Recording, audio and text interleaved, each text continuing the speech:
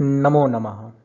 अभी आपने 46वें पाठ के पूर्वार्ध वाले वीडियो में बुध, बृहस्पति और शुक्र के द्वारा किस प्रकार से बालारिष्ट योग का निर्माण होता है यह आपने समझा।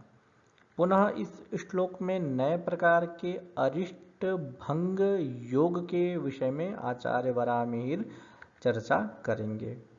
बालारिष्ट योग अनेक प्रकार के होते हैं, तो ठीक उसी प्रकार से बालारिष्ट भंग योग भी अनेक प्रकार के कहे गए हैं। आचार्य वराहमिहिर अरिष्ट भंगाध्याय के 6वें श्लोक में पुनः चंद्रमा के द्वारा या शुक्र के द्वारा या बृहस्पति के द्वारा किस प्रकार से अरिष्ट का भंग होता है, अरिष्ट का नाश होता है, इसके विषय में आचार्य ने चर्चा की हुई है। तो अरिष्ट का चिंतन जब किया जाता है, बालारिष्ट योग का जब चिंतन किया जाता है, तो अरिष्ट भंग योगों का भी विशेष रूप से चिंतन कर लेना चाहिए, क्योंकि अरिष्ट भंग योग की स्थिति होने पर अरिष्ट का प्रभाव शिशु के ऊपर नहीं होता है। तो हम इस श्लोक को देखने का प्रयास करेंगे, इसके अन्वय, इसकी व्याख्या और इसके भावार्थ को भी समझने का प्रयास करेंगे। जैसा कि आचार्य कहते हैं, रिपु भवन गतोपि शशि गुरुसित चंद्रात्मजदृकाणस्थः गरुड इव भोगी दष्टम परिरक्षत्येव निर्व्याजम। इसका अन्वय आप देखें, रिपु भवन गतोपि शशि गुरुसित चंद्रात्मज दृकाणस्थः तदा गरुड इव भोगी दष्टम निर्व्याजम परिरक्षत्येव।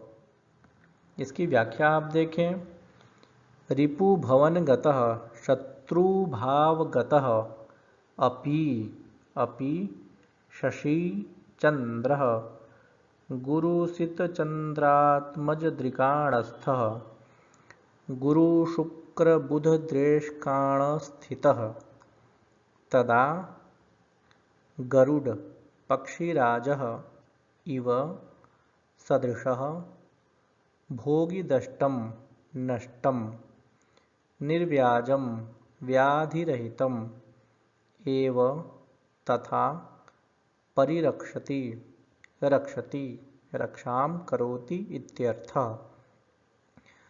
तो इस श्लोक में पुनः आचार्य वराहमिहिर चंद्रमा के माध्यम से ही बालारिष्ट भंग योग की चर्चा करते हैं। यह श्लोक पुरातन श्लोक का ही एक प्रकार से अनुवर्तन है, आप ऐसा कह सकते हैं। जैसे कि पिछले श्लोक में आपने पढ़ा था कि अष्टम भाव में यदि चंद्रमा हो किंतु वह बुध के दृष्काण में, गुरु के दृष्काण में, शुक्र के दृष्काण में स्थित हो तो अरिष्ट का नाश कर देता है। तो ठीक उसी प्रकार से इस श्लोक में भी वैसी ही स्थितियों को प्रदर्शित किया गया है। तो आचार्य वराहमिहिर इसमें कहते हैं कि यदि चंद्रमा शत्रु भाव में अर्थात षष्ठ भाव में गया हुआ हो और बालारिष्ट का निर्माण हो रहा हो, क्योंकि षष्ठ भाव, अष्टम भाव और द्वादश भाव से बालारिष्ट योग का निर्माण होता है, तो शत्रु भाव में अर्थात षष्ठ भाव में यदि चंद्रमा गया हुआ है तो बालारिष्ट होता है, किंतु वही षष्ठ भाव स्थित चंद्रमा दृष्काण कुंडली में बुध की राशि, गुरु की राशि अथवा शुक्र की राशि में हो तो बालारिष्ट योग का भंग होता है, ऐसा समझना चाहिए। तो ऐसी स्थिति में जातक मृत्यु को प्राप्त न करते हुए पुनः वह दीर्घ आयु जीवन को प्राप्त करता है, किसी भी प्रकार की कष्ट की स्थिति उसके जीवन में नहीं आती है। यहाँ पर एक बात और विशेष ध्यान देने की है कि आचार्यों द्वारा बालारिष्ट योग का जो काल होता है, जो समय होता है, वो अलग अलग निर्धारित किया गया है। कुछ आचार्यों के मत में 12 वर्ष तक बालारिष्ट योग का चिंतन करना चाहिए, कुछ आचार्यों के मत में 8 वर्ष तक विशेष रूप से बालारिष्ट योग का चिंतन करना चाहिए। कुछ आचार्यों के मत में 19 वर्ष या 25 वर्ष तक भी बालारिष्ट योग का विचार करना चाहिए, लेकिन अत्यधिक प्रचलित मत 8 वर्ष और 12 वर्ष वाला ही परंपरागत से प्राप्त होता है। तो यदि छठे स्थान में चंद्रमा है किंतु वह त्रिष्काण कुंडली में बुध की, गुरु की या शुक्र की राशि में बैठा हुआ है तो बालारिष्ट योग का भंग कहना चाहिए। आप एक उदाहरण से इस बात को समझने का प्रयास करें। मेष लग्न है और दूसरे में प्रथम लग्न कुंडली है और द्वितीय उदाहरण जो है वो त्रिष्काण कुंडली है। तो आप देखें प्रथम कुंडली में अर्थात लग्न कुंडली में मेष लग्न है और कन्या राशि में चंद्रमा षष्ठ स्थान में बैठा हुआ है। तो छठे स्थान का चंद्रमा बालारिष्ट योग को जन्म देता है, किंतु यही षष्ठ स्थान में स्थित चंद्रमा जब हम त्रिष्काण कुंडली का अध्ययन करेंगे तो वहां पर वह वृषभ राशि में चला गया है।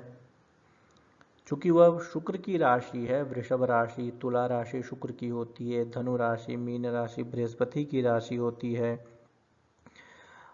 मिथुन राशि कन्या राशि बुध की राशि होती है। तो इन राशि में से किसी भी एक राशि में यदि त्रिष्काण कुंडली में चंद्रमा गया हुआ है तो बालारिष्ट योग का भंग होता है, ऐसा कहना चाहिए। तो इसी प्रकार से त्रिष्काण कुंडली देख करके बालारिष्ट योग के भंग का निर्धारण करना चाहिए। आप इन प्रश्नों के उत्तर देने का प्रयास कीजिए।